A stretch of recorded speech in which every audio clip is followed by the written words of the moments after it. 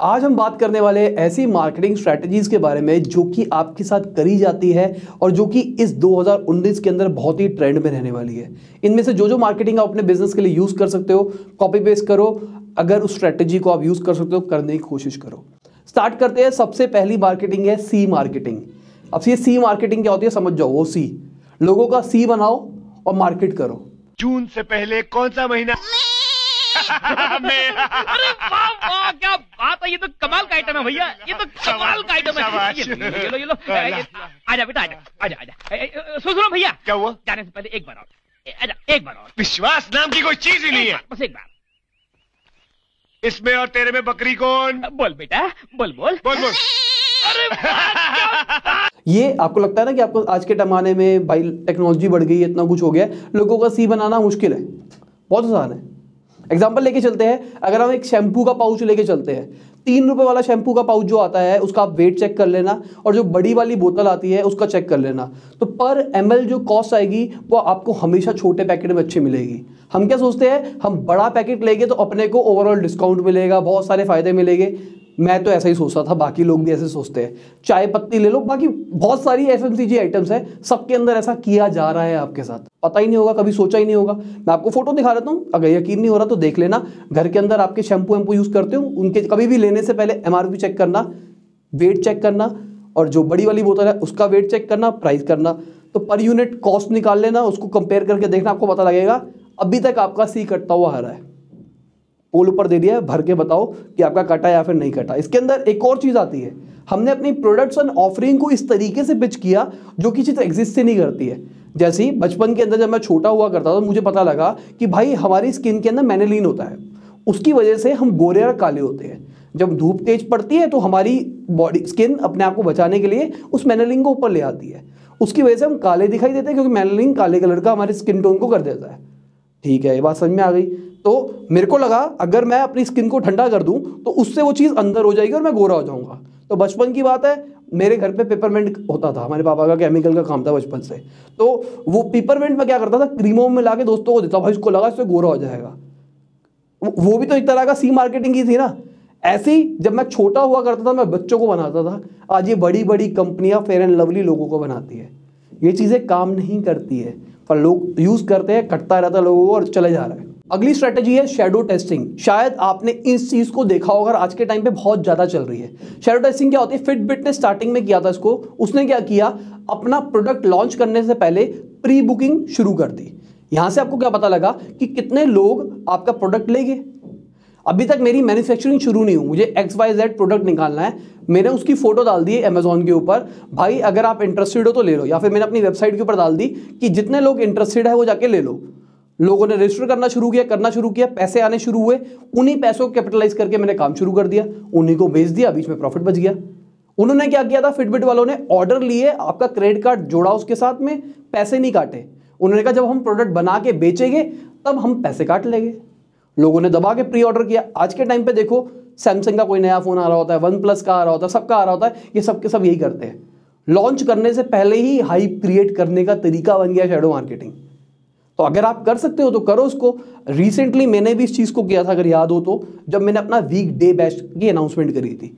मैंने पहले ही अनाउंसमेंट कर रही थी और मैंने कहा था मेरा पक्का नहीं है कि मैं करूंगा या फिर नहीं करूंगा। लोगों की रजिस्ट्रेशन आई, जब वो एक थ्रेशोल्ड निकला तब मैंने शुरू किया। टेस्टिंग की थी ना वो, एक तरह से शैडो टेस्टिंग की थी। अगली एक और स्ट्रैटेजी है, वो भी सी स्ट्रैटेजी जैसी है, उसको कहते हैं ऑल्टरनेटिव स्ट्रैटेजी। इसके अंदर क्या हुआ, मार्केट में सारी चीजें पहले से पड़ी है, सब जानते हैं, उसको हमने अपना नाम दे दिया और लोगों को कहने लगा देखो ये चीज मैंने बनाई है। बहुत ही कॉमन स्ट्रेटजी है मार्केटिंग के अंदर, एजुकेशनल सेक्टर के अंदर, जहां पे आप स्ट्रेटजीज डिस्कस करते हो। इससे लोगों को लगता है भाई क्या चीज बता दी। एग्जांपल नाम नहीं लूंगा, जे कर्व।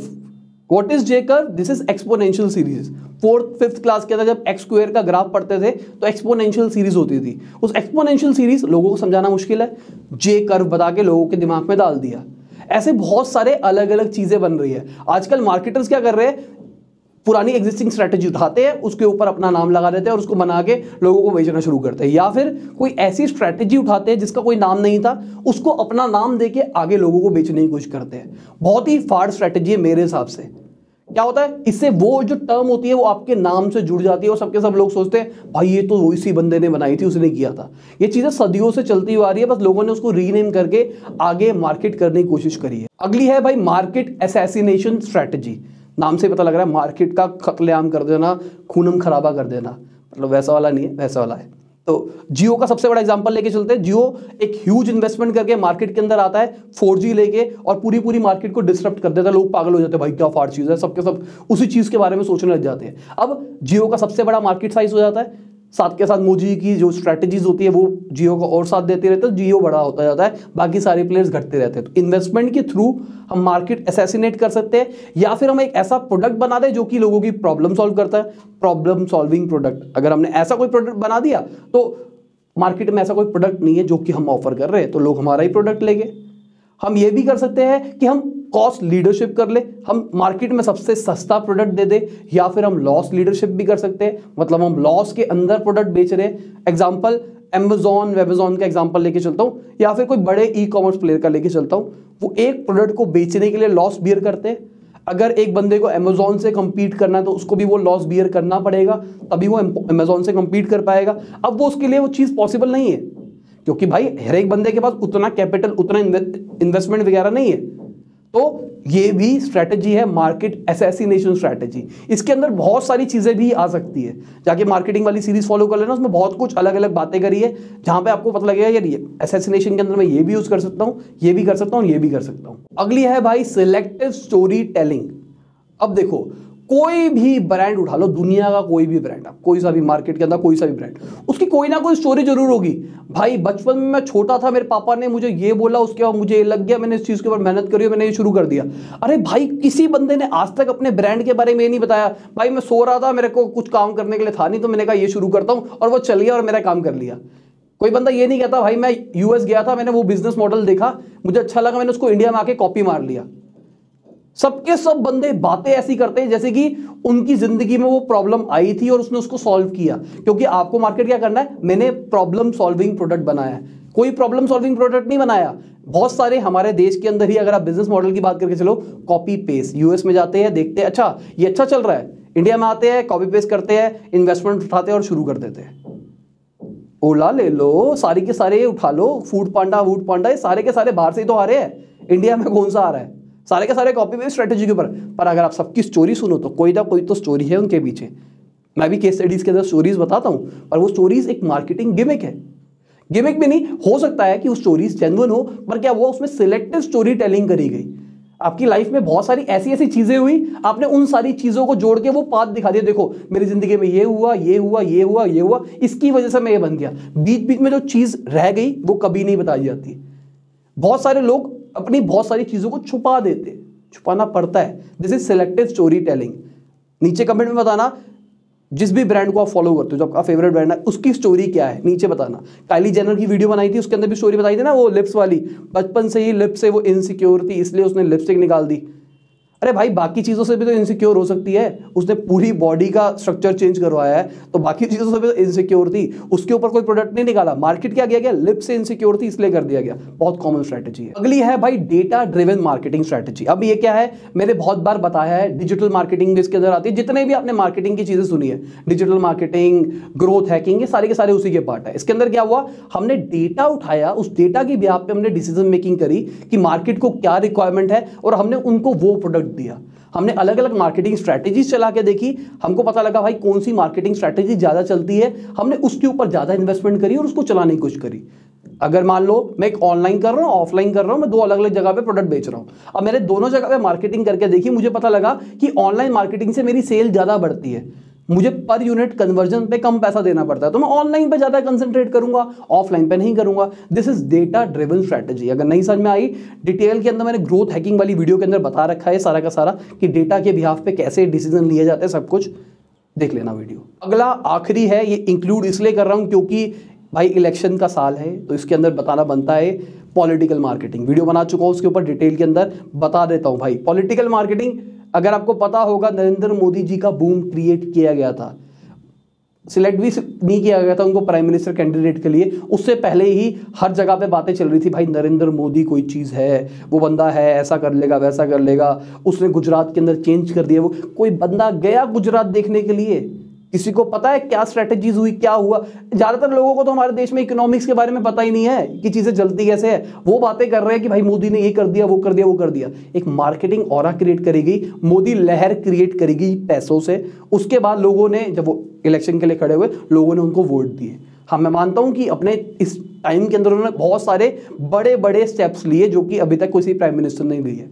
अगर आप चाहते हो उसके ऊपर पूरी वीडियो बनाने का तो मुझे नीचे कमेंट के अंदर बताना, मैं इसके ऊपर एक डिटेल वीडियो बनाऊंगा।